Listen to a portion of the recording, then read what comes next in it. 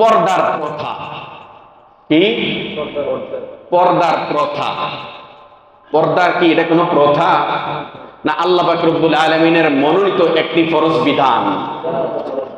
পর্দা হলো আল্লাহ তাআলার তরফ থেকে কোরআনুল কারীমে বর্ণিত, কোরআনুল কারীমে যে আয়াতগুলো এসেছে সে আয়াতের মধ্যে প্রমাণিত আল্লাহর তরফ থেকে মানব জাতির হেফাজতের জন্য, পুরুষের পুরুষত্ব হেফাজতের জন্য, নারীদের সতীত্ব হেফাজতের জন্য সবচাইতে কার্যকর যে বিধান, সেই বিধানের নাম হলো পর্দা। সেই বিধানের নাম হলো পর্দা। ওরা বলে যে পর্দার প্রথা। পর্দার প্রথা বলে পর্দা শব্দটাকে ওরা দুর্বল করতে চায়। পর্দা কোনো প্রথা নাই, পর্দা এটা আল্লাহর বিধান। আল্লাহ পাক রব্বুল আলামিন এই পর্দা সম্পর্কে কোরআনুল কারীমের মধ্যে আল্লাহ পাক রব্বুল আলামিন বলেন, কুল্লিল মুমিনিনা ইয়াগুদ্দু মিন আবসারিহিম ওয়া ইয়াহফাযু ফুরুজাহুম।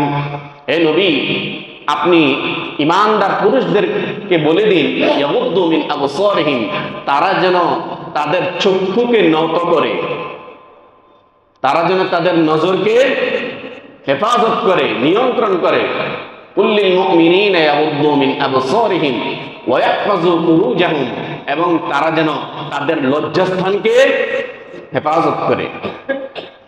এবং আল্লাহ পাক রব্বুল আলামিন তাম দুনিয়া সহ নারীদেরকে উদ্দেশ্য করে বলেন, ওয়া কুল্লিল মুমিনাতি ইয়াগদুদনা মিন আবসারিহিন্না ওয়া ইয়াহফাযনা ফুরুজাহুন্না ওয়া লা ইউদিনা যিনাতাহুন। ওয়া কুল্লিল মুমিনাতি ইয়াগদুদনা মিন আবসারিহিন্না ওয়া ইয়াহফাযনা ফুরুজাহুন। হে তাম দুনিয়ার যত মুসলমান নরনারী আছো, সব নরনারী তোমাদের নজরকে তোমরা হেফাজত করো। নজর হেফাজত করা এটা কার বিধান? আল্লাহর বিধান। পৃথিবীতে অর্ধেক সমস্যা হয় শুধু নজরকে নিয়ে। নজর যারা হেফাজত করে না, লজ্জাস্থান যারা হেফাজত করে না, পৃথিবীর মধ্যে অর্ধেক ঝগড়াঝাটি এটা নেওয়া হয়। নারী পুরুষ, এই বাড়ির মেয়ে ওই বাড়ির ছেলে, এ ওর দিকে তাকাইছে, ওকে নিয়ে বের হয়ে গেছে, ইফটিজিং করছে, এই সমস্ত পিটাপিটি মারামারি সব হয় এই কেন্দ্রে। তো আল্লাহ পাক রব্বুল আলামিন বলেন, কুল্লিল মুমিনিনা ইয়াগুদ্দু মিন আবসারিহিম, হে ঈমানদার পুরুষ, তোমরা তোমাদের নজরকে হেফাজত করো এবং তোমাদের লজ্জাস্থানের হেফাজত করো। হে নারী, তোমরা তোমাদের নজরকে হেফাজত করো এবং তোমাদের লজ্জাস্থানকে হেফাজত করো। দেখেন, পর্দাই হলো পুরুষের চরিত্র এবং নারীদের সতীত্ব রক্ষা করার একমাত্র পন্থা। যেই সমাজে পর্দা নাই, ওই সমাজে পুরুষের কোনো চরিত্র নাই। যেই দেশে পর্দা নাই, ওই দেশের মধ্যে নারীদের কোনো সতীত্ব নাই। তো তারা কেন এই পর্দাকে প্রথা বলতেছে? এটার একটা কারণ আছে। তো মৌলবাদ যেরকম শব্দটা ভালো, কিন্তু ওদের উদ্দেশ্য ছিল খারাপ। ঠিক পর্দা প্রথা, এই পর্দা নাকি এটা একটা প্রথা, এটা একটা নিয়ম। দেখবেন আপনি কথায় কথায় বড় বড় শিক্ষিত কিছু আছে বেকুব, ওরা বলে পর্দার প্রথা এই দেশে চলবে না। ওদের ভাবে এরকম মনে হয় যে এই দেশ ওরা স্বাধীন করছে পর্দা উঠে দেওয়ার জন্য। এরকম আছে না? আমি বারবার বলি, স্বাধীনতার যুদ্ধে যারা অংশগ্রহণ করছে এর অধিকাংশই ছিল আল্লাহওয়ালা। মুক্তিযোদ্ধাদের ঘরে কি পর্দা নেই? বেশিরভাগ মুক্তিযোদ্ধার সন্তানরা পর্দা করে। তাহলে মুক্তিযুদ্ধের চেতনা কি? মুক্তিযুদ্ধের চেতনা কি পর্দা উঠিয়ে দেওয়া?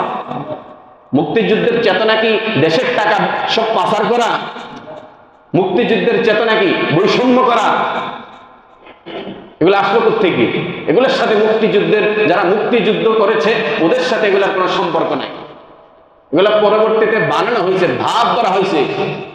মুক্তিযুদ্ধের সন্তানরা কি হাফেজ নেই? মুক্তিযুদ্ধের সন্তানরা কি মাদ্রাসায় পড়বে না? তাই ইউনিভার্সিটিতে পর্দা যে করবে ও স্বাধীনভাবে চলতে পারবে না। মনে হয়েছে দেশ স্বাধীন হয়েছে বেপর্দা চলার জন্য। মুসলমান পুরুষ বহু আছে নারীর আকৃতি ধারণ করে, আছে না এরকম? ওদের উপর আল্লাহর লানত, ওদের উপর নবীর লানত। গতকালকে আমাদের এই যে চৌধুরী বাড়ির দীপু ভাই মারা গেছেন, তো দীপু ভাই মারা গেছেন, আমরা আজিমপুরে গেছি। ওখানে গিয়ে দেখি আরেক লোকের বাপ মারা গেছে, তিনি হলেন এডলফ খান। কি নাম? এডলফ খান। কয়েকদিন আগে এই পুরুষের মধ্যে সে পুরস্কার পাইছে, সুন্দরের পুরস্কার পাইছে। ওখানে গিয়ে দেখি এই লোকের বাপ মারা গেছে, তাকে ওখানে দেখলাম বসে আছে, তার আত্মীয় স্বজন সহ বসে আছে। এই লোকের চেহারার দিকে তাকাইয়া দেখি ওর বাপ মরছে, তারপরও সে মেকআপ মাইরা গোরস্থানে আসছে। নারী না পুরুষ? পুরুষ। নারী না পুরুষ? পুরুষ। শেভ করার পর মেকআপ মারছে। মেকআপ কি পুরুষ মারে না নারী মারে? তারপরে ব্রু প্লাগ করা। ওর ভাইটাও এই সিস্টেমেরই, পরনে একটা প্লাজো, পায়ের মধ্যে যে স্যান্ডেল দেখলাম তাও মহিলাদের।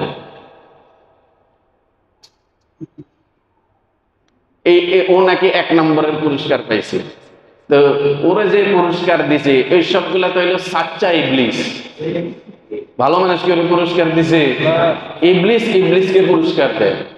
হাফেজে কোরআনকে হাফেজে কোরআনরাই পুরস্কার দেয়। দুঃখের সাথে আমরা এগুলা বলি, আমরা চাই ও জান্নাতে যাক। নারী পুরুষের আকৃতি ধারণ করবে, পুরুষ নারীর আকৃতি ধারণ করবে, এটা হলো শেষ জামানার লক্ষ্য।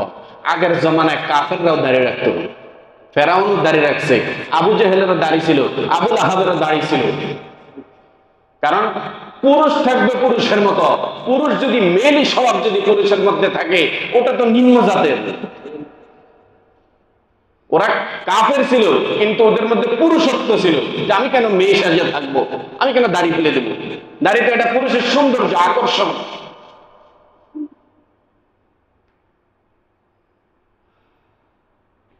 তো পর্দায় ওরা, আপনি দেখেন ইহুদি খ্রিস্টানের জগতের মধ্যে পর্দা নামে কিছুই নেই। আছে কিছু? আছে পর্দা নামে কিছু নেই। একসময় ওদের মধ্যেও পর্দা ছিল।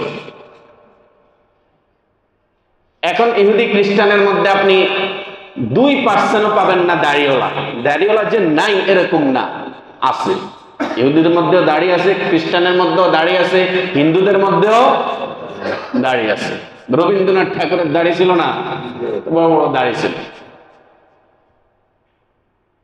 কিন্তু পর্দা 1% নেই। আর মুসলমান সমাজের মধ্যে তাদের তুলনায় দাড়িওয়ালা একটু বেশি, পর্দাও একটু বেশি। তাহলে তাদের মধ্যে পর্দার কোনো বিধানই নেই। কিন্তু মুসলমানদের মধ্যে আলহামদুলিল্লাহ পর্দাওয়ালা আছে, এবং দিন দিন পর্দাওয়ালা বাড়তেছে। তাদের মধ্যে দাড়িওয়ালা পার্সেন্টে একেবারেই কম, 1% পাবেন। আলহামদুলিল্লাহ মুসলমানদের মধ্যে দিন দিন দাড়ির এই সুন্নতকে জাগ্রত করার লোক আমরা দিন দিন বেশি দিতেছি। আমরা চাই আমাদের দেশের সকল পুরুষ ওরা দাড়িওয়ালা হয়ে যায়। কারণ এত বড় কবিরা গুনাহ একজন পুরুষ যাতে জিন্দেগিতে না করে, যে লোকটা নাকি দাড়ি নাই। দাড়ি তো সুন্দর লাগে, আপনাকে পুরুষ পুরুষ লাগে। আপনি দেখেন না সিংহের মধ্যে একটা পুরুষ জাত, একটা নারী জাত। পুরুষ জাতটাকে কত সুন্দর লাগে, নারীটাকে নারী হিসেবেই সুন্দর লাগে। মহিলার যদি দাড়ি হয় তাহলে এটা কেমন দেখা যাবে? আপনি তো ওই মহিলা ঘরে আনবেন না। মহিলাদেরকে আল্লাহ কেন নাকে, মহিলারা কিন্তু নাকেছে আকল, ওদের বিবেক কম। পুরুষের তুলনায় মহিলাদের বিবেক কম, অর্ধেক। অন্যথায় মহিলার এই কথা বলার কথা যে আমার দাড়ি নাই, তোমার নাই কেন? আমি তো নারী, আমার দাড়ি নাই বুঝলাম, আল্লাহ দেয় নাই, তোমার নাই কেন? এই কথাটা তো ওদের বলার দরকার ছিল, কিন্তু যেহেতু ওরা সৃষ্টিগতভাবেই ওদের আকল কম, এই জন্য এই কথা ওদের মুখ দিয়া বের হয় না।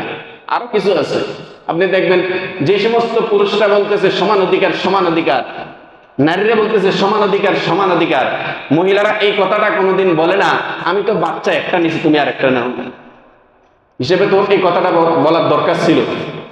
পুরুষ যখন বলে যে আমি তো 5,000 টাকা অফিসে চাকরি করে পাইতেছি, তুমি একটু চাকরি করো, তাহলে আমাদের সংসারটা চলতে একটু সহজ হবে। মহিলা কেন পাল্টায় কথাটা বলে না, আমি তো বাচ্চা নেই, তুমি তো বাচ্চা নাও না, আমি কেন চাকরি করবো, চাকরি তুমিই করো, তুমি ঘর চালাও, আমি তো তোমার সংসার দেখতেছি। এই কথাটা বলে না এই কারণে, কারণ ওদের নাকেছে আকল, ওদের জ্ঞান পুরুষের তুলনায় কম। তো যে পর্দার কথা বলতেছিলাম, ইহুদি খ্রিস্টান ধর্মের মধ্যে পর্দা নাই, 1% নাই। আর দাড়ি কিছু কিছু দাড়ি আছে। এখন পর্দা যে নাই, পর্দা না থাকার কারণে ওদের ফলাফলটা কি হয়েছে? আগেই বলছি পর্দার উপকারিতাটা কি, আল্লাহ কেন পর্দার বিধান আল্লাহ নাজিল করছেন। এটা হলো পুরুষের পুরুষত্ব, নারীদের সতীত্ব, এটা একমাত্র হেফাজত করে পর্দা। তো যেই সমাজে পর্দা নাই, ওই সমাজে পুরুষের পুরুষত্ব এটা থাকবে, নারীদের সতীত্ব থাকবে থাকবে না। যার কারণে ইহুদি বলেন, খ্রিস্টান বলেন, হিন্দু দেশের বলেন, কোথায় কারো চরিত্রের কোনো ঠিক নেই, বালাই নেই, কারণ পর্দা নাই। পর্দা যে জিনিস মানুষের চরিত্র হেফাজত করে, ওটাই তো ওদের ভিতরে নেই। এর ফলাফলটা কি দাঁড়াইছে? ওরা বিবাহের আগে বাচ্চা নেই 2-4টা। কুমারী মা, এখনো বিয়াই হয় নাই, কিন্তু ওর সন্তান আছে 3-4টা। 8-10টা সন্তানের পর ওরা আনুষ্ঠানিকভাবে বিবাহ করে। তো এই যে কুমারী মা, বাচ্চা আছে কিন্তু বিবাহ হয় নাই, এখনো ওরা কুমারী, পুরুষ কুমার, নারী কুমারী। এর সমস্যাটা হলো ওদের বাপের কোনো ঠিকানা খুঁজে পাওয়া যায় না। স্কুলের মধ্যে ওরা যখন বাচ্চারা ভর্তি হয়, তখন ওদের বাপকে এটা ওরা নিজেই জানে না। কিন্তু মুসলমান ধর্ম এত সুন্দর ধর্ম, যে ধর্মের মধ্যে আল্লাহ ফরজ বিধান নাজিল করছেন যে পর্দা, এখানে কোন মুসলমান সন্তানের দুনিয়াতে আসার আগেও যদি ওর বাপ মারা যায়, তারপর ওর বাপের নাম ও জানে। এখনো সে জন্ময়া দেখে ওর বাপ কিন্তু নেই, ওর বাপ নেই, কিন্তু ওর বাপের ঠিকানা আছে না নাই? তো ইহুদি খ্রিস্টান ওরা দেখলো যে আমাদের যে সিস্টেমে বাচ্চাগুলো হয়, বাপের কোনো ঠিকানা নেই। এই সিস্টেমে বাচ্চা হয় পশু জানোয়ারের। এই পদ্ধতিতে বাচ্চা হয় কাদের? পশু জানোয়ারের। আপনি দেখবেন কুকুরের ঘরে যখন বাচ্চা হয়, আপনি কোন মায়ের ঘরে হচ্ছে এটা আপনি দেখবেন, কিন্তু ওর বাপের কোনো ঠিকানা আপনি পাবেন? ওর বাপের ঠিকানা আপনি পাবেন না। পশু জানোয়ার ওরা যেই পদ্ধতিতে বাচ্চা জন্মগ্রহণ করে, বাপের কোনো ঠিকানা নাই, মায়ের খবর পাওয়া যায়, ঠিক পর্দার বিধান তারা লঙ্ঘন করার কারণে তাদের সমাজে যে বাচ্চাগুলো জন্ম হচ্ছে, এগুলা সব হলো পশু পাখির আকৃতিতে। ছাগলে বাচ্চা জন্ম দিতেছে, কোন ছাগলে ছাগির ঘর হচ্ছে এটা দেখা যায়, কিন্তু কার সাথে মেলামেশা করছে এটার কোনো খবর নাই। বাঘের ঘরে বাচ্চা হচ্ছে, কোন নারী বাঘের ঘরে বাচ্চাটা হচ্ছে, মাদির ঘরে, এটা দেখা যায়, কিন্তু কার বাপকে এর কোনো খবর। ইহুদি খ্রিস্টান ওদের অবস্থাটা এটা। এই জন্য সরকারি ভাবে ওদের আইন বাপের পরিচয়ের দরকার নাই, কারণ বাপের পরিচয় তো ওরা জানেই না। ওরা বহু চিন্তা করে দেখলো, এখন আমরা তো আমাদের জন্ম তো বাচ্চাগুলো হয় সব পশু পাখির মতো, জানোয়ারের মতো, কিন্তু মুসলমান ঘরে যে বাচ্চাগুলা হয় এগুলা সব জন্ম হয় মানুষের পদ্ধতিতে। মানুষের পদ্ধতিতে যারা জন্ম হবে, ওদের বাপেরও পরিচয় থাকবে, ওদের মায়েরও পরিচয় থাকবে। আর পশুর হিসেবে যারা জন্মগ্রহণ করবে, ওদের বাপের কোনো ঠিকানা খুঁজে পাওয়া যাবে না। এখন ওরা যদি এই কথাটা বলে যে আমরা পশু পাখির মতো আমাদের বাচ্চাগুলো হয়, এই মুসলমান তোমরাও জানোয়ারের মতো জন্ম হও, এটা কেউ মানবে? এই কথাটা কেউ মানবে? যে আমরাও পশু, আমাদের ভিতরে পর্দা নাই, আমাদের ভিতরে বাপের পরিচয় নাই, তোমরা আমাদের মতো মনুষ্যত্ব ছেড়ে পশুর কাতারে আসো, এই কথাটা কি কেউ মানবে? মানবে না। এই কথাটা মানবে না বলেই ওরা কৌশল করে পর্দার প্রথা শব্দ লাগাইছে। যে যদি কোনো কায়দায় পর্দাটাকে উঠে দেওয়া যায়, তাহলে আমরা যেরকম পশু হিসেবে দুনিয়ার মধ্যে আছি, সব মুসলমান আমাদের কাতারে এসে পশুর মতো ওরা জন্মগ্রহণ করবে। এই মুসলমান, তোমরা তারপরেও বুঝবে না এই পর্দা আল্লাহর কত বড় নিয়ামত, পর্দা কত বড় ফরজ বিধান। কিভাবে মুসলমানের সন্তান হইয়া তোমার মেয়েকে তুমি রাস্তার মধ্যে বেপর্দায় ছেড়ে দাও? কিভাবে মুসলমান হইয়া তোমার স্ত্রীদেরকে তুমি বেপর্দায় ছেড়ে দাও? তোমার খবর আছে তুমি কার উম্মত, তুমি কার বান্দা? এই পর্দার প্রথা মৌলবাদী যেরকম ইহুদি খ্রিস্টানদের এটা সাপ্লাই করা একটা শব্দ, ঠিক পর্দার প্রথা এই শব্দটাও ইহুদি আর খ্রিস্টানদের সাপ্লাই করা একটা শব্দ। আমাদের মুসলমানদের মধ্যে কিছু মুসলমান এরকম আছে না, ওরাও তাদের তালে তালে বলে পর্দার প্রথা, আছে কিনা? আছে। যারা নাকি বুঝে শুনে পর্দাকে প্রথা মানবে, এগুলা ঠিক মৌলবাদী বুঝে শুনে বলার কারণে যেরকম ইহুদি খ্রিস্টানের দালাল, ঠিক মুসলমানদের মধ্যে বুঝে শুনে যারা পর্দার মতো ফরজ বিধানকে পর্দার বিধান এটা না মেনে পর্দাকে প্রথা বলবে, এই লোকগুলা হলো ইহুদি খ্রিস্টানের দালাল। আবার কিছু লোক আছে ওরা ভালো, নিজেও পর্দা করে কিন্তু না বুঝে বলতেছে পর্দার প্রথা। এরকম লোক আছে না? বুঝে শুনে কথা বলবেন। যে কথাটাই দেখবেন যে ওলামায়ে কেরামের বিরুদ্ধে যায়, ইসলামপন্থীদের বিরুদ্ধে যায়, মনে করবেন ওই কথাটাই স্বাভাবিক কোনো কথা না, এর পিছনে বিরাট কারণ আছে। তালে পরে স্রোতে ভেসে যাবেন না। আপনি উম্মতে মুহাম্মদী, আপনার প্রতিটা নিঃশ্বাসের দাম আছে। আপনি পশু আর জানোয়ার না, আপনার প্রতি কদমের দাম আছে, আপনার রক্তের দাম আছে, আপনার ইমানের দাম আছে। আপনি তাদের সাথে টেক্কা দিয়া চললে আপনাকে চলবে না। আপনার জিন্দিগি এটা একটা সাজানো জিন্দিগি। এই জন্য এই শব্দগুলো আমরা যারাই বলবে তাদেরকে আমরা ত্যাগ করবো, তাদেরকে আমরা বুঝাবো। আরো শব্দ আছে, আরো কি জঘন্য জঘন্য শব্দগুলো সমাজে ব্যবহার হয়, আমরা এগুলো নিয়ে আলোচনা করবো। আল্লাহ তাআলা সব রকমের খারাপ থেকে আমাদেরকে হেফাজত করুন। আমিন।